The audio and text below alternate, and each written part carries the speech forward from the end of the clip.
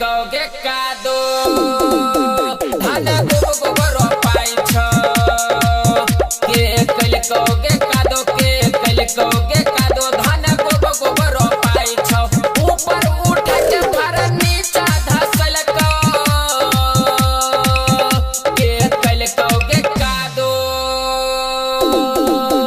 धान गोबर पाई छ के कल कौगे कादो धान गोबर पाई छ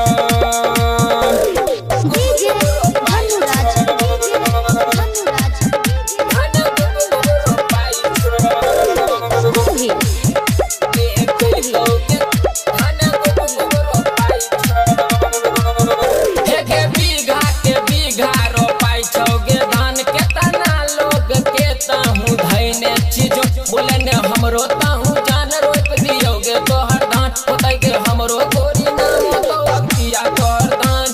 नो फारा खोल के रोटा बेटर लगल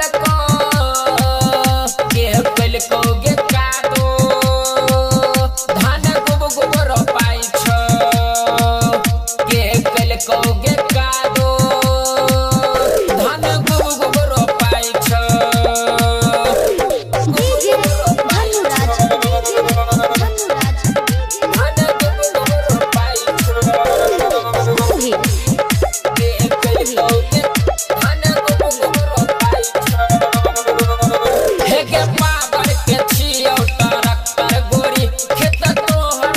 रस गोरी खेत हो गेलौगे साथ छौरी धरले हमरो साथ देबो उड़िया पटास बढ़ जाइतौगे गाछ राइटर गाने सभा उमे सभा जोतलक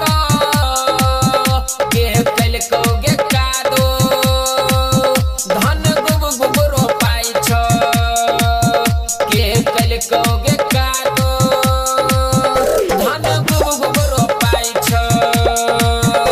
अपना सखियों के कह दी है जोत दबो ओकरो खेत हा। मां शारदे रिकॉर्डिंग स्टूडियो नदेल।